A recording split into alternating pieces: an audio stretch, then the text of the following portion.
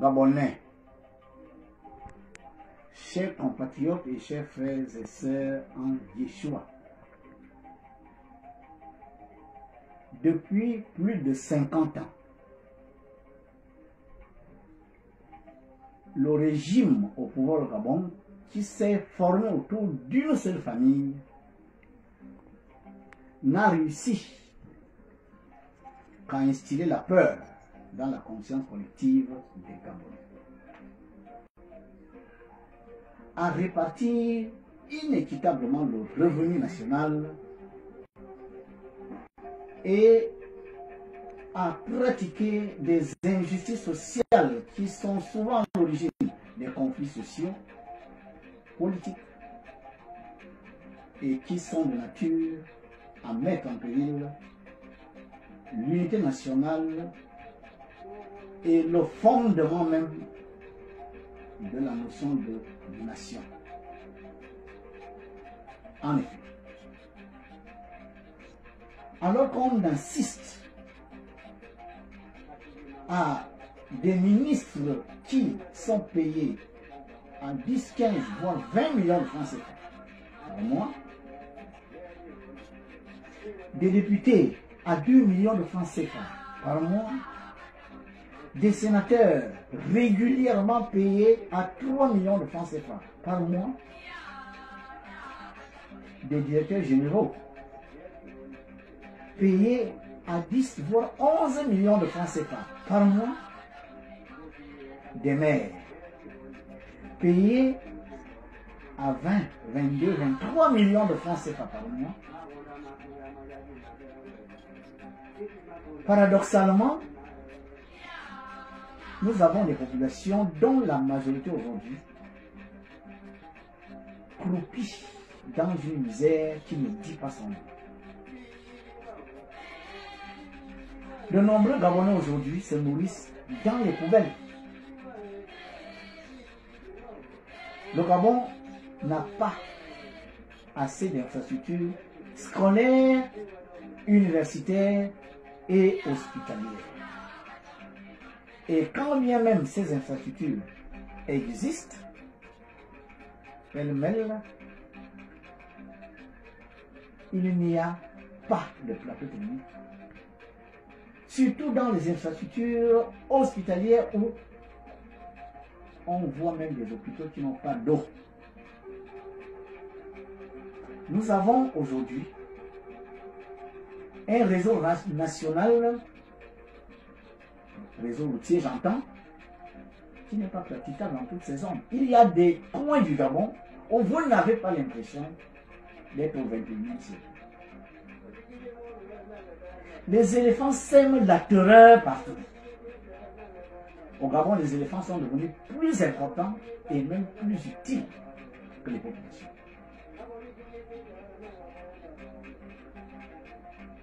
On assiste à une suppression sans décret, sans crier gare, à la bourse de nos enfants des lycées et collèges qui étaient pourtant régulièrement payés il y a encore quelques années. Nos étudiants reçoivent leur bourse de façon épisodique.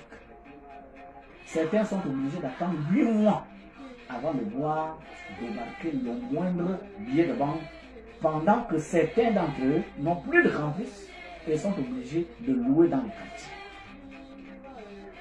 Chers compatriotes, jusqu'à quand les Gabonais vont-ils encore attendre pour que enfin le Gabon soit pour nous tous et non pour une minorité d'individus qui sont assis sur toutes les ressources de la nation, sur toutes les institutions et sur tout et contrôlent tout. Au Gabon, le président de la République a tellement de pouvoir que même Dieu au ciel n'a pas assez de pouvoir sur lui. Et on parle de démocratie. Quelle démocratie, chers frères et sœurs? Quelle démocratie, chers compatriotes? Quand on sait comment le pouvoir se transmet au Gabon, qui ne respecte pas le symbolisme des deux panthères, qui veut que le pouvoir soit transmis par le peuple au président de la République et à son gouvernement à travers des élections transparentes, crédibles et apaisées. Après chaque victoire électorale au Gabon, c'est l'armée qui fête dans les rues. Les Gabonais sont terrés dans leur domicile comme des rats parce que personne ne peut sortir aller revendiquer une pseudo-victoire.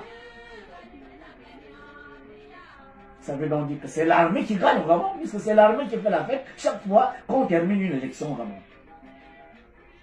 Voilà pourquoi je viens vous dire. Votre humble serviteur n'est pas un homme politique. Et n'a d'aspiration à rien du tout. Si ce n'est à la libération de mon peuple, si ce n'est à un nouveau Gabon où la justice ne sera plus instrumentalisée, les forces de défense et de sécurité ne seront pas au service d'une famille, d'un régime politique, d'un groupe d'individus, mais au service de la nation. Un Gabon où le revenu national sera équitablement réparti et permettra à chaque Gabonais de jouir de ce revenu, chacun selon son mérite. Un Gabon sans chômage, un Gabon sans alarme, sans angoisse, un Gabon où les populations ne seront pas obligées d'aller se nourrir dans les ténèbres. Voilà pourquoi nous allons opposer à ce régime les mêmes armes qu'ils ont toujours utilisées pour maintenir le peuple sous leur joug. Les armes spirituelles. Pendant qu'ils font allégeance aux forces des ténèbres, nous allons faire allégeance aux forces de lumière. C'est la raison de la sortie de votre humble serviteur. Tous les matins, au réveil, chantez l'hymne national, la concorde. Après, répétez 9 fois. Le Gabon est enfin libéré du régime Bongo PDG. Le Gabon est enfin en paix. Parce que la paix dont on parle au Gabon aujourd'hui n'est qu'une paix de résignation. Car comment être en paix quand on a faim? Quand on ne peut pas scolariser son enfant? Quand on ne peut pas se soigner décemment? Aujourd'hui, les hôpitaux et les frais médicaux au Gabon sont hors d'atteinte, hors de portée de la majorité des populations.